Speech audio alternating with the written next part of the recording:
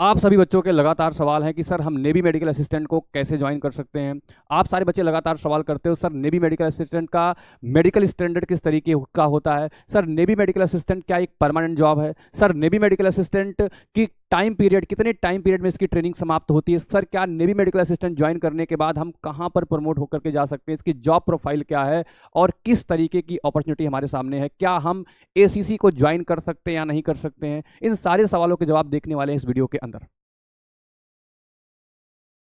जय हिंद साथियों, इस वीडियो के अंदर हम लोग सारे सवालों के जवाब देखने वाले हैं। मेरे भाई अगर मैं आप सारे बच्चों से बात करूं, देखिए आपका सामने क्या है, नेवी मेडिकल असिस्टेंट के फॉर्म लगातार भरे जा रहे हैं। आप में से बहुत सारे बच्चे एसएसआर और एमआर के भी फॉर्म भर रहे हैं जो कि एक अग्निवीर के तहत में आया हुआ है। अगर मैं आप सारे बच्चों से बात करूं, देखिए आप सभी लोग जिन्होंने अभी तक फॉर्म नहीं फिल किया फॉर्म फिल कर दीजिएगा।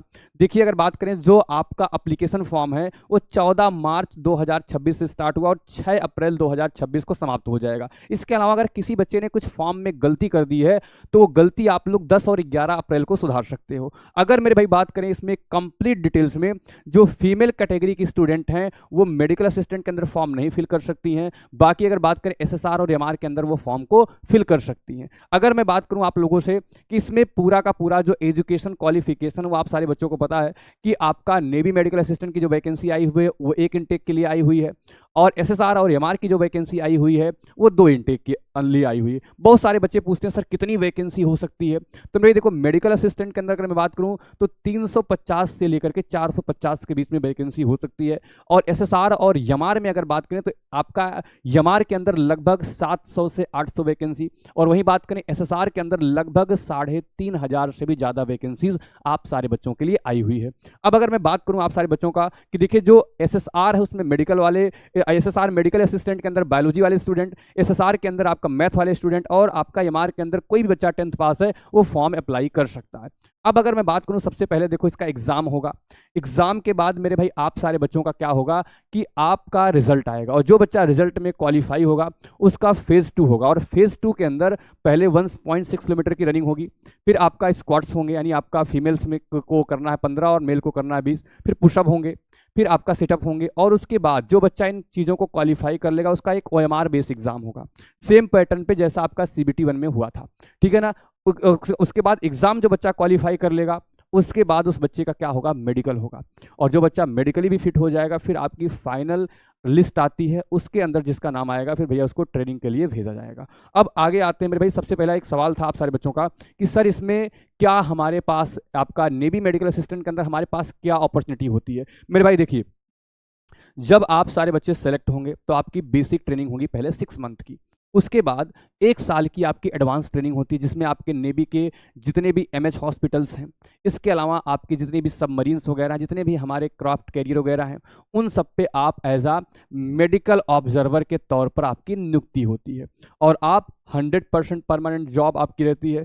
और आप में से जितने भी साथी हमारे, एक एग्ज़ाम होता है एसीसी, आर्मी कैडेट कॉलेज का एग्जाम, आप सारे बच्चे उस एग्जाम को दे करके एसएसबी क्वालिफाई करके डायरेक्ट आप एसएसबी दोगे, यानी पहले एग्जाम दोगे एसीसी का, आप एलिजिबल रहोगे। सिर्फ जो परमानेंट बंदे हैं, जो परमानेंट भर्ती हुआ है वही बच्चा इस एग्जाम को दे सकता, अग्निवीर वाले स्टूडेंट नहीं दे सकते। तो आपके पास एक अच्छा अपॉर्चुनिटी है, आपके पास कंपटीशन ना के बराबर है, ठीक है। आप डायरेक्ट ऑफिसर बन सकते हो। इन केस मान लो बहुत सारे बच्चे ऐसे जो कहते नहीं सर जी हम एग्जाम नहीं दे सकते हैं, तो नहीं देना है मुझे, तो मेरे भाई अगर आप मेडिकल असिस्टेंट में भी आप सेलेक्ट होते हो उसके बाद आप चीफ पेटी ऑफिसर तक जा सकते हो, यानी आप एक बहुत अच्छे पोस्ट तक जा सकते हो जिसमें आपकी सैलरी काफ़ी अच्छी सैलरी, अगर आप स्टार्टिंग में भी देखोगे लगभग 55 से 65 हज़ार के बीच में आपकी पहली ही सैलरी आपकी बन जाएगी जब आपका फाइनल ट्रेनिंग वगैरह खत्म होगा।